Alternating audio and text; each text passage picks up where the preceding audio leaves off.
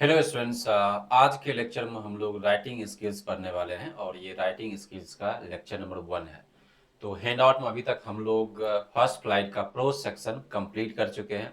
First flight का poetry वाला section जो कविता है वो भी कंप्लीट कर चुके हैं। फुट पिंस विदाउट फीट वो सारा कंप्लीट कर चुके हैं। दैट मीन्स लिटरेचर का सारा पार्ट खत्म हो गया। उसके बाद हम लोग रीडिंग स्किल्स किए थे। रीडिंग स्किल्स में 2 लेक्चर हम लोग किए थे। 2 लेक्चर में एक ऑब्जेक्टिव टाइप का जो रीडिंग स्किल्स आता है और एक जो है वेरी शॉर्ट आंसर टाइप का जो क्वेश्चन आता है वो दोनों किए। 2 लेक्चर में वो फिनिश हुआ। ठीक है, तो आज हम लोग स्टार्ट कर रहे हैं राइटिंग स्किल्स और राइटिंग स्किल्स 3 लेक्चर में खत्म होने वाला है। तो आज हम लोग करेंगे ऑब्जेक्टिव टाइप का क्वेश्चन जो कि राइटिंग स्किल्स में लेटर का फॉर्मेट वो दिया हुआ रहता है, चाहे वो फॉर्मल या फिर इनफॉर्मल लेटर होता है और 4 ऑप्शन होता है, ऑब्जेक्टिव टाइप का क्वेश्चन होता है, उसको हम लोग देखने वाले हैं। फिर लेटर ऑन नेक्स्ट जो लेक्चर 2 होगा राइटिंग स्किल्स का, उसमें हम लोग जो फॉर्मल और इनफॉर्मल लेटर जो लिखने के लिए बोला जाता है, जो 5 नंबर का रहता है लॉन्ग आंसर टाइप का क्वेश्चन जो आता है, उसको हम लोग देखने वाले हैं। और जो थर्ड लेक्चर होगा राइटिंग स्किल्स का, उसमें हम लोग एनालिटिकल पैराग्राफ देखने वाले हैं जो कि किसी एक पर्टिकुलर टॉपिक पर रहता है तो उसको हमें लिखना होता है। ठीक है, तो ये लेक्चर नंबर 1 है राइटिंग स्किल्स का। यदि ओवरऑल काउंट करेंगे पूरा हैंड आउट का तो ये लेक्चर नंबर 14 है, ये 14वां लेक्चर है ये। ठीक है, तो चलिए इसको स्टार्ट करते हैं। इसमें देखिए सबसे पहले इसमें वेटेज बताते हैं कि कितने मार्क्स का आपको जो है सो इससे पूछा जाएगा। आप जब देखेंगे जैक जो 2025 का जो एग्जाम हुआ है, जैक 2025 का, उसमें आप देखेंगे जो कि 100 नंबर का जो क्वेश्चन पूछता है, 100 नंबर में लगभग 16 मार्क्स का क्वेश्चन पूछा है। 16 मार्क्स का क्वेश्चन इससे आया है। और आप सबको मालूम है कि 100 में केवल और केवल आपको 80 मार्क्स का ही अटेम्प्ट करना है। 100 आउट ऑफ 100 आपको अटेम्प्ट नहीं करना है, केवल और केवल 80 मार्क्स का आपको अटेंड करना है। ठीक है, ये हो गया। उसके बाद ये लेक्चर नंबर 1 है और इसमें हम लोग मल्टीपल चॉइस क्वेश्चन देखने वाले हैं जो कि वो पेसेज बेस्ड होता है, क्लोज टेस्ट टाइप का क्वेश्चन होता है। तो चलिए इसको स्टार्ट करते हैं। सबसे पहला देखिए आप यहाँ पर ये जैक 2025 में एक क्वेश्चन पूछा है। जैक 2025 में ये पूछा है और साथ साथ देखेंगे आप स्क्रीन पर आपको देखने को मिलेगा जो ऑप्शंस है वहीं साथ ही साथ जो है सो, ताकि समझने में और समझाने में ये दोनों जो है सो थोड़ा सा आसानी हो, इस वजह से साथ ही साथ यहाँ हमने मेंशन कर रखा है। ठीक है, तो यहाँ देखिए आप जो पहला है, choose the correct option given in question number 1 to 6। That means question कितना से कितना तक है, 1 से 6 तक क्वेश्चन है। Complete the letter given below, जो नीचे लेटर दिया गया है उसको कंप्लीट करना है। ठीक है सॉरी, यहाँ देखिए आप जो लेटर का फॉर्मेट जो प्रॉपर रहता है वो यहाँ पर लेटर का फॉर्मेट दिया गया है। और ये जो लेटर का फॉर्मेट है वो फॉर्मल लेटर है। यहाँ पर फॉर्मल लेटर है। क्यों, कैसे हम लोग समझ गए फॉर्मल लेटर है? क्योंकि ये देखिए न्यूज़पेपर के ऊपर लिखा गया, न्यूज़पेपर को लिखा गया है। द इंडियन एक्सप्रेस है। आपके सिलेबस में ऑलरेडी है मेंशन कि लेटर टू एडिटर ये चीज मेंशन है, तो वो इंडियन एक्सप्रेस के ऊपर तो ये फॉर्मल लेटर है। ये पार्टिकुलर लेटर लिखा गया है और उसमें बीच बीच में लेटर के बीच बीच में ब्लैंक्स रखा गया है और उसी का आपको जवाब देना है। देखिए आप एड्रेस यहाँ ऊपर दिया गया है, स्टेशन रोड न्यू दिल्ली। उसके बाद डेट दिया गया है 15 मार्च 2025। पहला आपको मालूम है जो कि सेंडर्स का एड्रेस होता है, फिर डेट होता है फॉर्मल लेटर। उसके बाद देखिए आप यहाँ पर किसको हम लोग लिख रहे हैं, किसको, जो रिसीवर का एड्रेस है उसको हम लोग मेंशन करते हैं। यहाँ पर आप देखिए इंडियन एक्सप्रेस है। जब हम लोग इंडियन एक्सप्रेस को लिख रहे हैं क्या वहां पर प्रिंसिपल होगा क्या? नहीं, प्रिंसिपल नहीं होगा। प्रिंसिपल कहाँ रहते हैं? वो स्कूल में होते हैं। तो यदि हमने स्कूल में यदि कोई फॉर्मल लेटर लिख रहे हैं लीव का या फिर किसी भी चीज का, तब वहां पर हम लोग प्रिंसिपल यूज करेंगे तो नहीं होगा। क्या दूसरा देखिए आप पोस्ट मास्टर होगा? नहीं, पोस्ट मास्टर ऑर्डर प्लेस करने के लिए ये सब या फिर जो है पोस्ट मास्टर से कुछ जो है लेटर आने वाला है वो नहीं आया है, तो उसके लिए उसके रिगार्डिंग यदि लेटर लिखते हैं तो वो तो नहीं होगा। ऑप्शन सी है एडिटर। यस, न्यूज़पेपर आप या फिर आप कोई न्यूज एजेंसी आप देखेंगे वहां पर जो सबसे बड़ा पोस्ट होता है वो एडिटर का ही होता है। तो वहां पर एडिटर जो ये कीवर्ड है वो मेंशन होता है, तो ये क्या हो जाएगा, एडिटर ही इसका करेक्ट आंसर होगा, प्रोड्यूसर नहीं होगा। तो करेक्ट आंसर यहाँ पर क्या हो जाएगा, एडिटर। तो ऑप्शन 1 में होगा टू द एडिटर। यहाँ जो ऑप्शन होगा द एडिटर, द एडिटर। उसके बाद the Indian express new Delhi. तो ये हो गया। अब देखिए आप, अब ये जो पैसेज है यहाँ पर आप देखिए 3 ब्लैंक दिया गया है, 1 2 नंबर है यहाँ पर, यहाँ ये 3 नंबर है और यहाँ ये 4 नंबर है। तो ये 3 क्वेश्चन इसमें दिया गया है। फिर देखिए सर, सैल्यूटेशन दिया गया सर, फिर पैसेज का फॉर्म बॉडी पार्ट आ गया, through the columns of, through the columns of your. अब ऑप्शन में यहाँ देखिए क्या आएगा, through the columns of your. Columns होता है न्यूज़पेपर में, आप एडिटोरियल पेज देखेंगे, कॉलम्स देखेंगे, जो कि वो मेन पेज पर वो होता है। तो through the columns of your क्या है, बुक है क्या, नहीं। आर्टिकल होगा, नहीं, क्योंकि आर्टिकल के लिए यहाँ कॉलम्स ऑलरेडी वो यूज कर रखा है। आर्टिकल जो है वो कॉलम से ही कहलाता है, through the columns that means through the article, तो ये नहीं होगा। क्या वो लाइब्रेरी होगा वहां पर, क्या through the columns of your library, नहीं, नहीं होगा।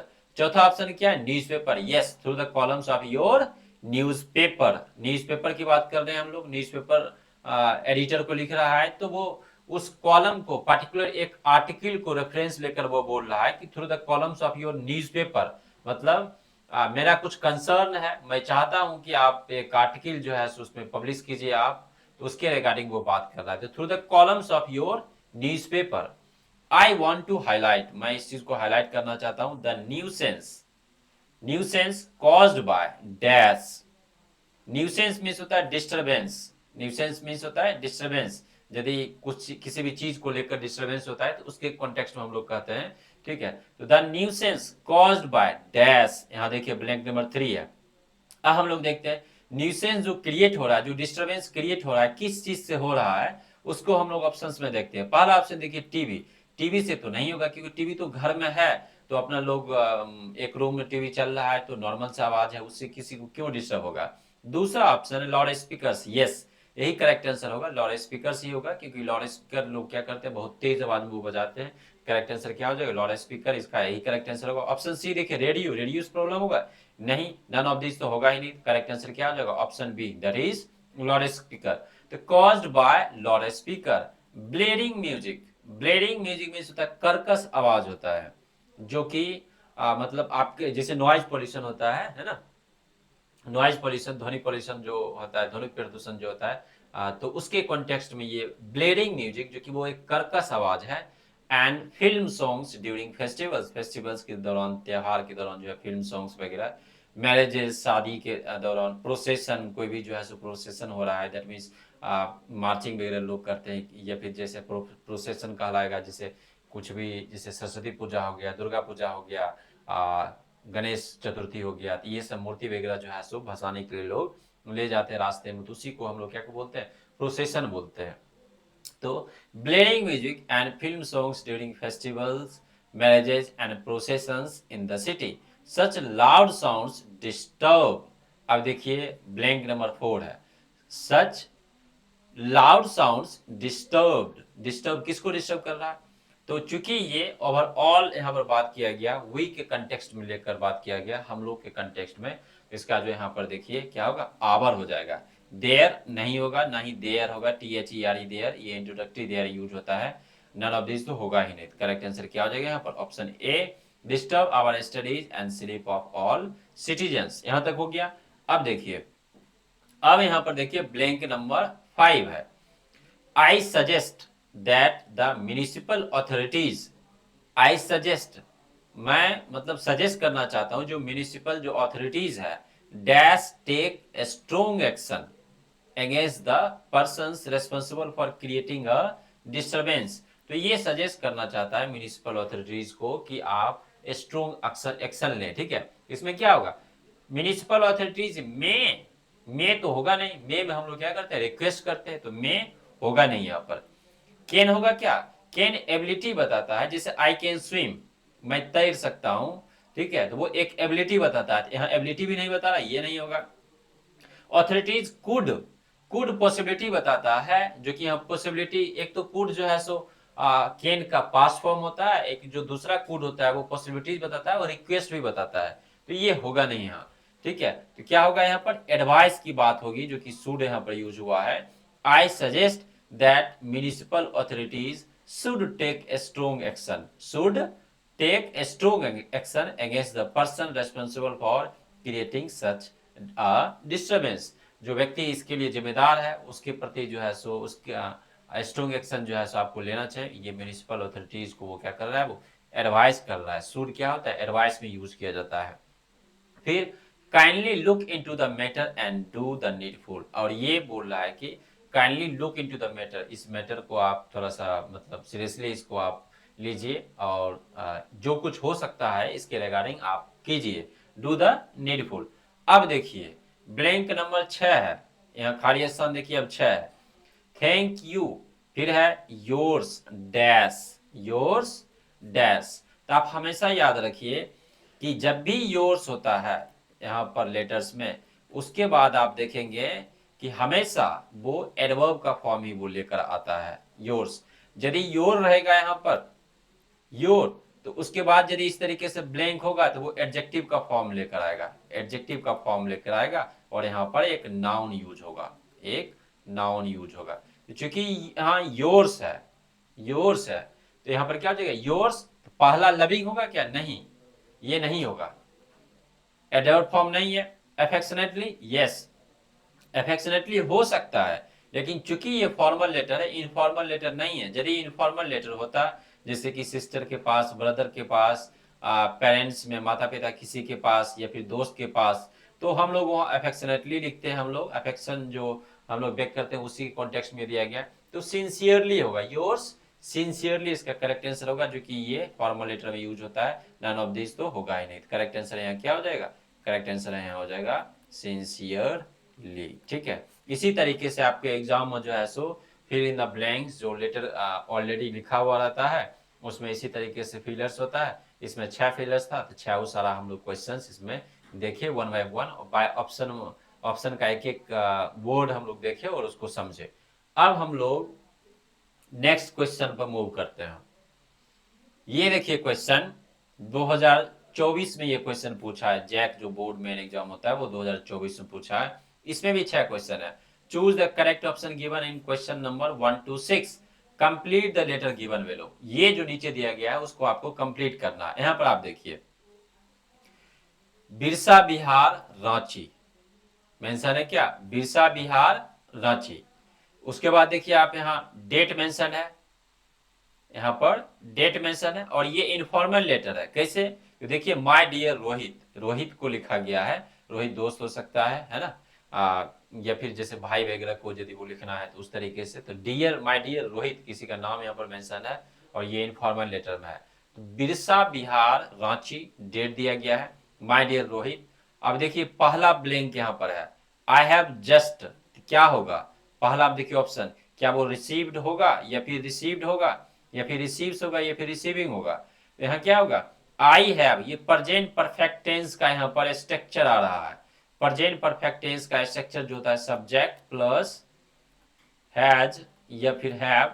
जब भी आप क्लोज टेस्ट इस तरीके का क्वेश्चन कीजिएगा, आपको ग्रामर का एक एक चैप्टर आपको पता होना चाहिए, तब आप उसको वहां पर अप्लाई करके आप उसको करेक्ट कर पाएंगे। तो यहाँ पर देखिए आई हैव जस्ट, हैव लगा हुआ है। हैव दो तरीके से यूज होता है, लेकिन यहाँ जो यूज हुआ है वो टेंस के फॉर्म में प्रेजेंट परफेक्ट टेंस है, जो कि कोई भी घटना यदि अभी अभी घटित होती है उसमें हम लोग प्रेजेंट परफेक्ट टेंस यूज करते हैं। तो सी देखिए सब्जेक्ट प्लस हैज और हैव प्लस वर्ब का थर्ड फॉर्म प्लस ऑब्जेक्ट, ये चीज हो गया।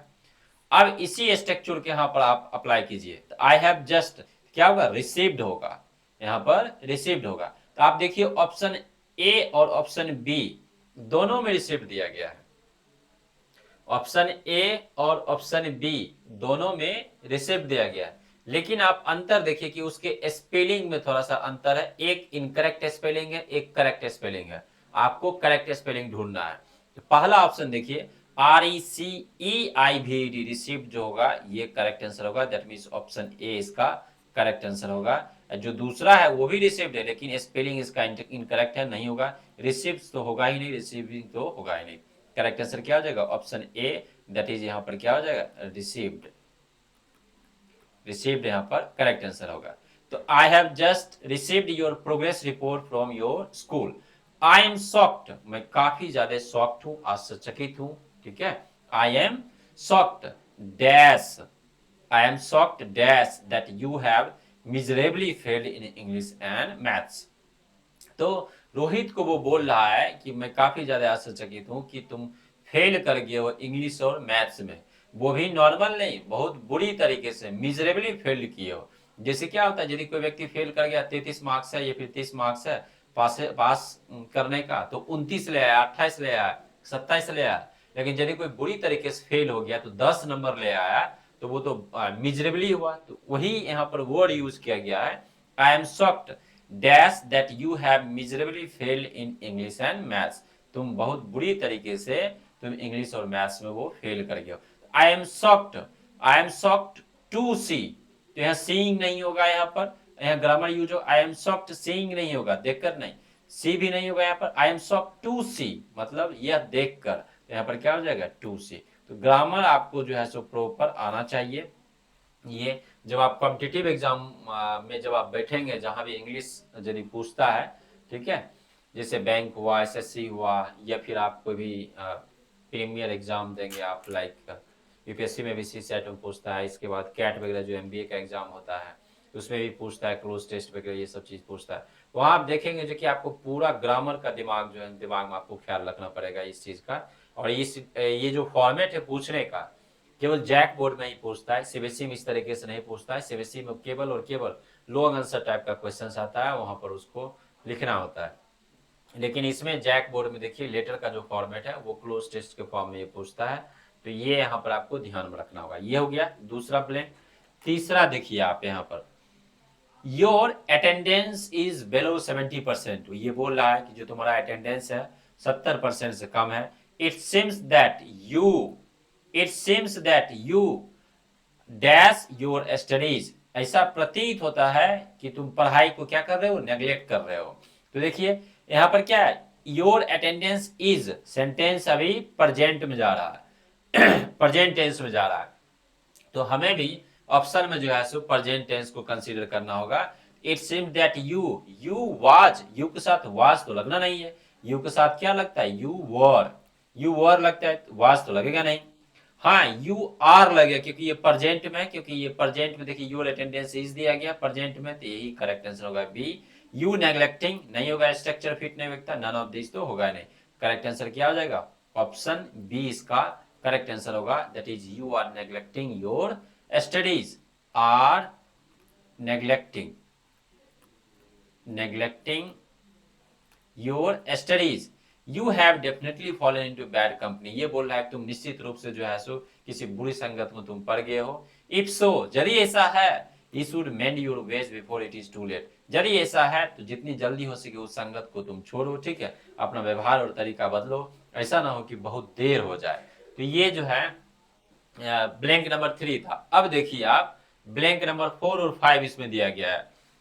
इट इज हाई टाइम, ये एकदम प्रॉपर सही समय है। It is high time that you dash avoid bad company, जिस ग्रुप में तुम हो, है ना, जिस बैड कंपनी में तुम हो, दैट मीन्स बुरी संगत में जो तुम हो, उसे तुम्हें क्या करना चाहिए, अवॉइड करना चाहिए। यहां भी क्या कर रहा है, वो सलाह दे रहा है। It is high time that you can नहीं होगा, कैन एबिलिटी बताता है, मे परमिशन बताता है, मे रिक्वेस्ट भी बताता है, ठीक है, तो ये नहीं होगा। यू शुड होगा, एडवाइस दे रहा है, यू शुड, माइट भी यहां नहीं होगा।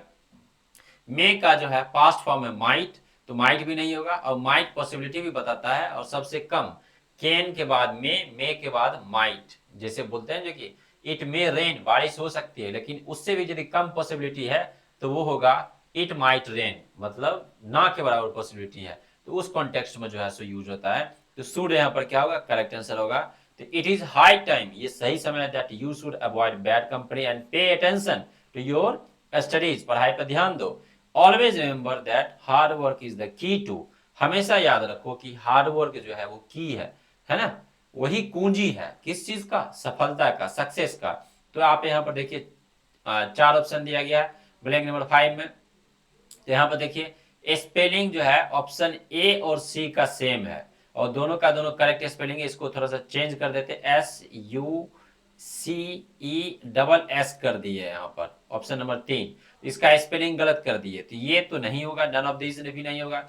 ऑप्शन बी भी इनकरेक्ट है, तो करेक्ट आंसर क्या हो जाएगा, ऑप्शन ए। तो हमेशा इस तरीके का यदि क्वेश्चन है, 4 ऑप्शन डिफरेंट, 4 ऑप्शन नहीं है, सेम ऑप्शन है, यदि सेम ऑप्शन है तो आप हमेशा ध्यान रखिए कि उसका करेक्ट स्पेलिंग हो। करेक्ट स्पेलिंग जो है सो यहाँ पर ऑप्शन ए है, सी में गलती से, सी में भी करेक्ट ऑप्शन था, जो कि इसको हमने चेंज कर दिया है ऑप्शन। तो SUCE जो कि ये इनकरेक्ट है, क्योंकि SUCCE सक्सेस होगा। करेक्ट आंसर क्या हो जाएगा? Option A. नेक्स्ट देखिए आप, लास्ट ब्लैंक है, blank number 6। I hope you will act upon my advice, है ना, एडवाइस लिखा ना। मैं ऐसा कामना करता हूं कि तुम जो कुछ हमने बोला है, बताया है, उस पर तुम क्या करोगे? विचार करोगे, है ना। And start working hard, start working hard, और तुम बहुत ज्यादा वो मेहनत करोगे। डैश टुडे, तो फ्रॉम टुडे मतलब आज से ही तुम क्या करोगे? बहुत ज्यादा मेहनत करना स्टार्ट करोगे। तो फॉर नहीं होगा, hard working hard for today नहीं, फ्रॉम टुडे आज से, आज से का सेंस आएगा आज से, ठीक है। तो यहां पर क्या हो जाएगा? फ्रॉम, फ्रॉम टुडे, ठीक है। ये चीज ऑन भी नहीं होगा और ऑफ भी नहीं होगा। ऑन जो है, यदि कोई चीज जो है किसी टेबल पर रखा गया है तो वो स्पर्श का भाव देता है। ऑफ का की का सेंस देता है, वो सेपरेशन का भाव बताता है, ठीक है। तो फ्रॉम होगा यहाँ आज से, तो करेक्ट आंसर क्या हो जाएगा? फ्रॉम। तो लास्ट ये ब्लैंक था, ब्लैंक नंबर 6। अब हम लोग मूव करते हैं जैक, जो 2023 में जो क्वेश्चन पूछा वो हम लोग देखते हैं। ये देखिए क्वेश्चन, इसमें भी आप देखिए क्वेश्चन नंबर 1 to 6, 1 to 6। तो यहाँ पर आप देखिए क्वेश्चन नंबर 1 to 6 जो है, यहाँ पर यहाँ भी आपको 6 क्वेश्चन मिलते हैं। यहाँ देखिए सबसे पहले यहाँ भी देखिए अंकल लिखा गया है, दैट मीन्स ये भी इनफॉर्मल लेटर है, ये भी इनफॉर्मल लेटर है, ये भी इनफॉर्मल लेटर है। तो मेन रोड रांची, डेट दिया my dash uncle, my dash uncle, तो आपको मालूम है माय डियर अंकल होगा, लेकिन आप ऑप्शन देखिए काफी कंफ्यूजिंग है। पहला है डियर, जो कि इसका अर्थ होता है हिरन, तो हिरन ये होगा नहीं। दूसरा है DEAR, डियर, ये तो करेक्ट स्पेलिंग है। तीसरा ऑप्शन जो है सी है, ये भी करेक्ट स्पेलिंग है, देखिए DEAR डियर, लेकिन ये कैपिटल से स्टार्ट हुआ है। और जो चौथा ऑप्शन है DEER डियर, इसका अर्थ हिरन होता है, तो ये तो नहीं होना है, और ए भी नहीं होना है, तो ए और डी नहीं होना है। कंफ्यूजन कहाँ होगा? बी और सी में।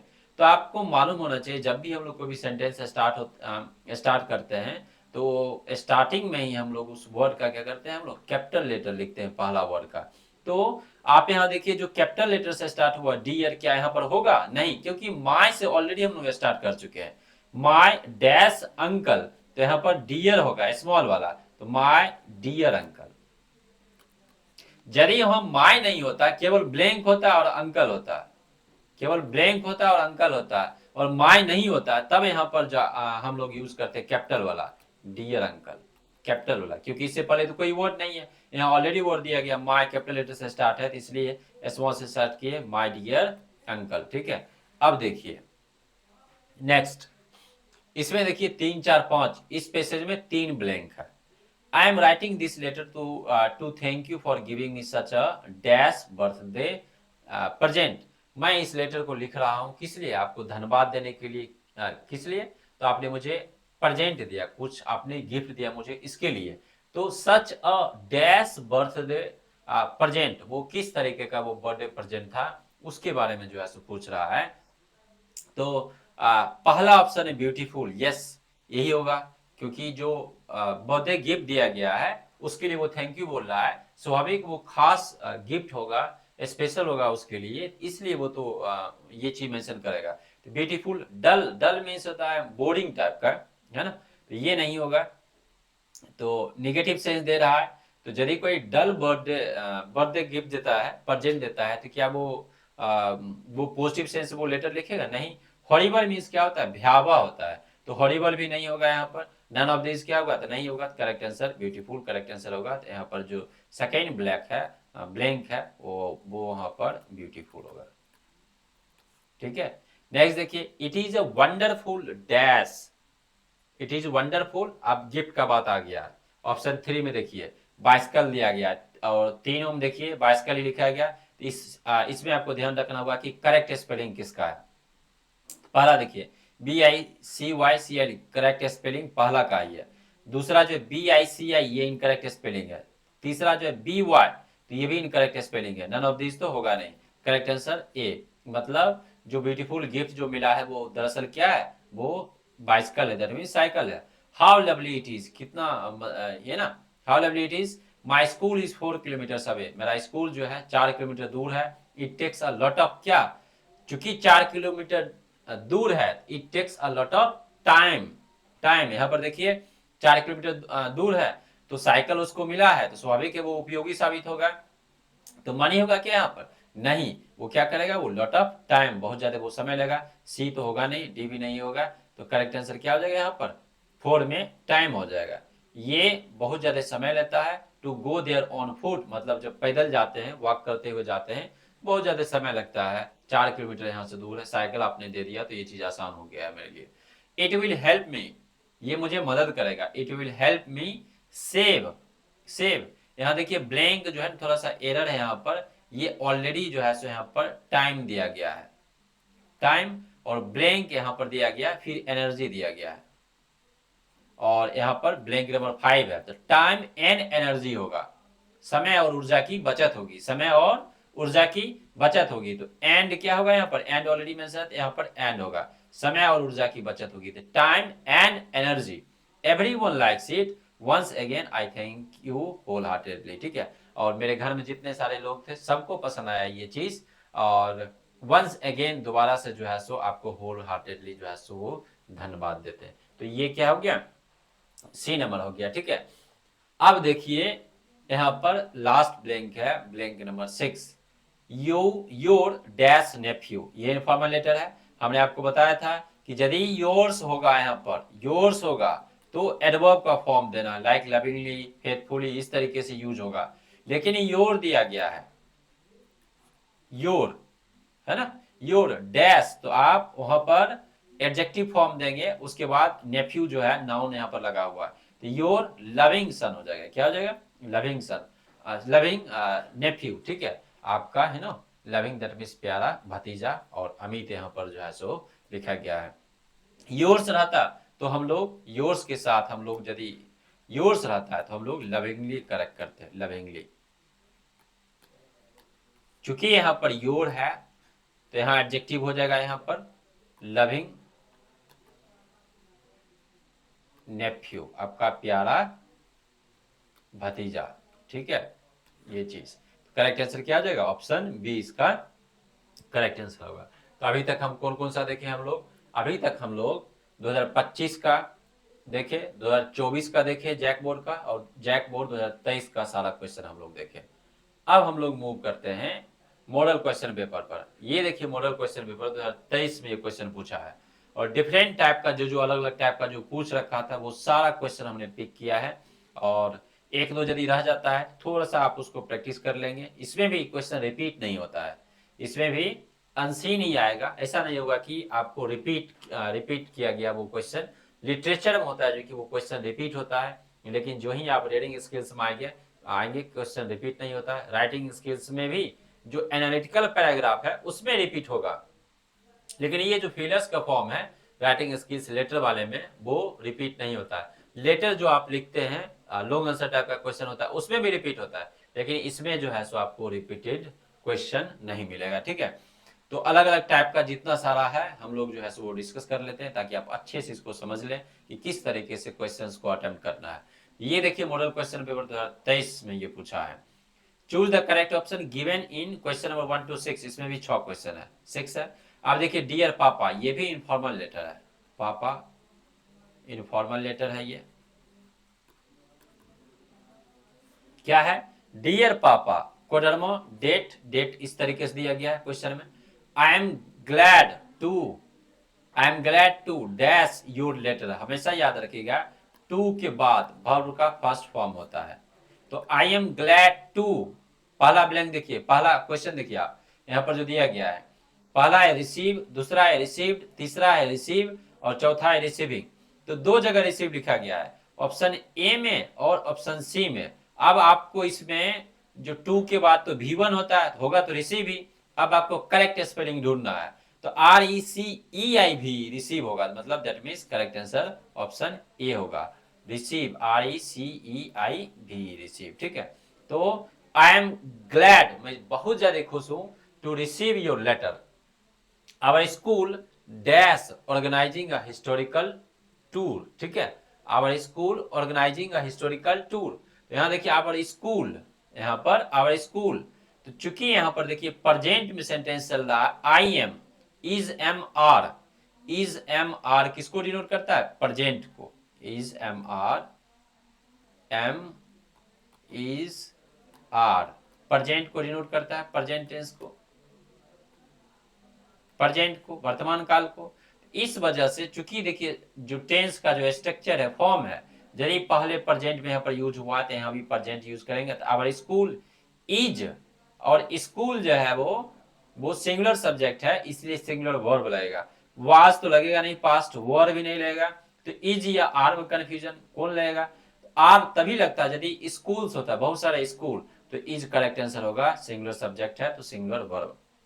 तो our school is organising a historical tour, ठीक है, dash dash the DP vacation, our historical tour during मतलब के दौरान, जो डीपी का जो वेकेशन होने वाला है उसके दौरान। तो करेक्ट आंसर क्या हो जाएगा, ड्यूरिंग होगा। ड्यूरिंग यहाँ पर क्या होता है, दौरान हो जाएगा, के दौरान।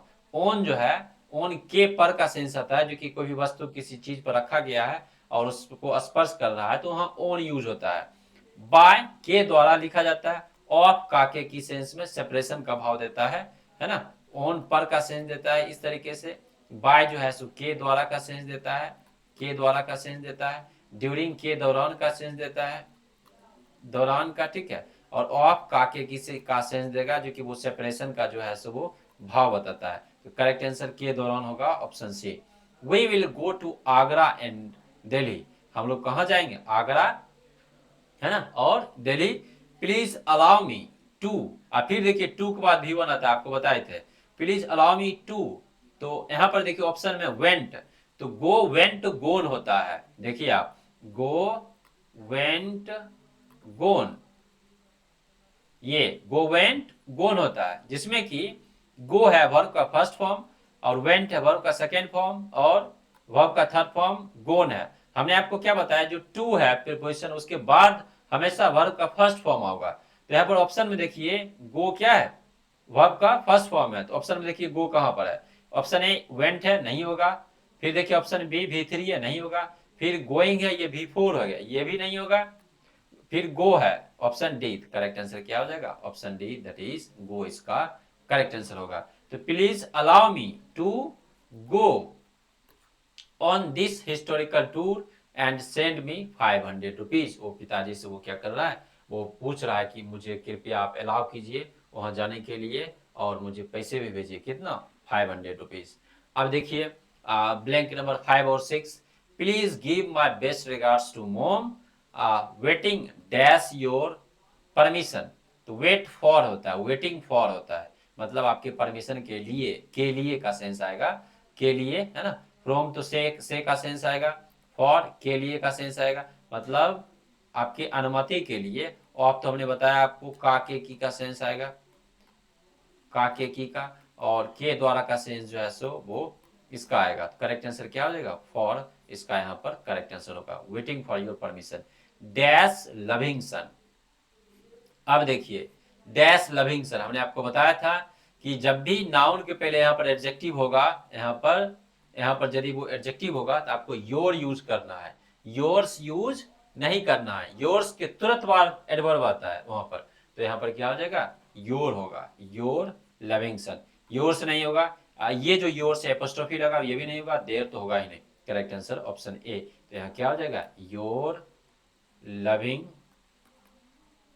सन, ठीक है, और XYZ जो दिया गया है लेटर में इसी तरीके से, ठीक है। ये मॉडल क्वेश्चन पेपर 2023 का था, इसको भी हम लोग देखे, ठीक है।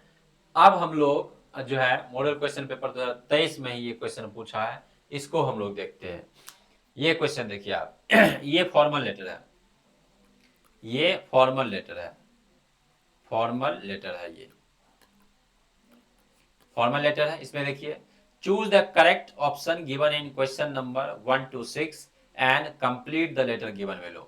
यहाँ पर देखिए पहला यहाँ पर ऑप्शन भी दिया गया है, यहाँ पर टू डैश GVHS सिली, ठीक है, स्वाभाविक है, यदि स्कूल के ऊपर है सर के मतलब स्कूल में, तो टू द हेडमास्टर ही होगा, टू द हेडमास्टर ही होगा।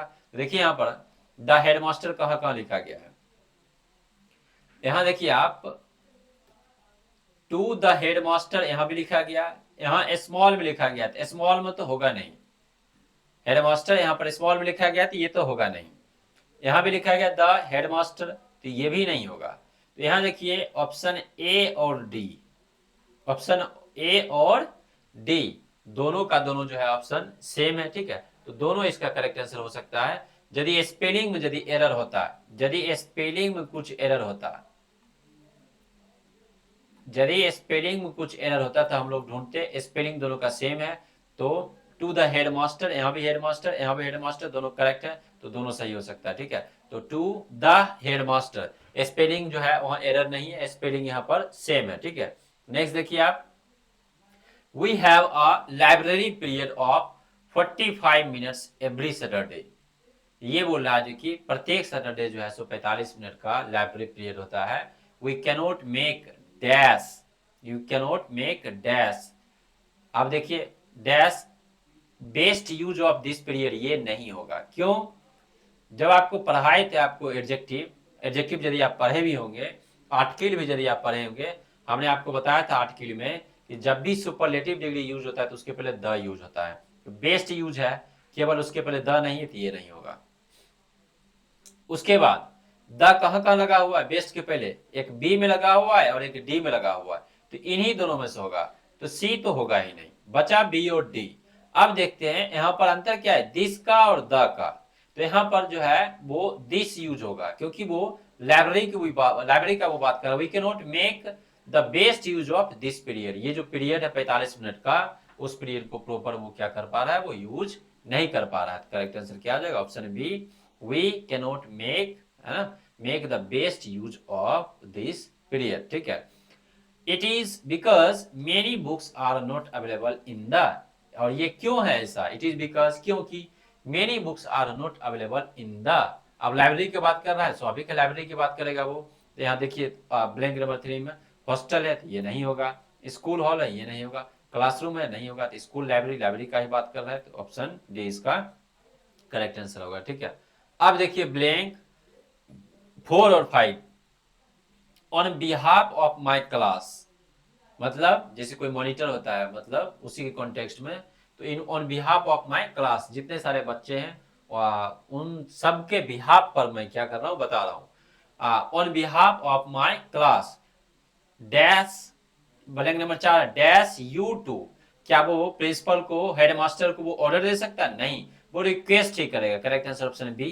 बेग मीन्स होता है भीख मांगना, बच्चे क्यों भीख मांगे, नहीं। स्टेट मीन्स होता है कि किसी भी चीज को फॉर्मली यदि आप बोलते हैं तो वो स्टेट करना होता है, तो यहाँ भी वो जो है वो रूड जेस्चर बताएगा वो चीज, तो ये नहीं होगा। तो क्या होगा करेक्ट आंसर, ऑप्शन बी। तो on behalf of my class request, request you to add some more books to the library, we shall be, है ना, we shall be thankful to you होगा।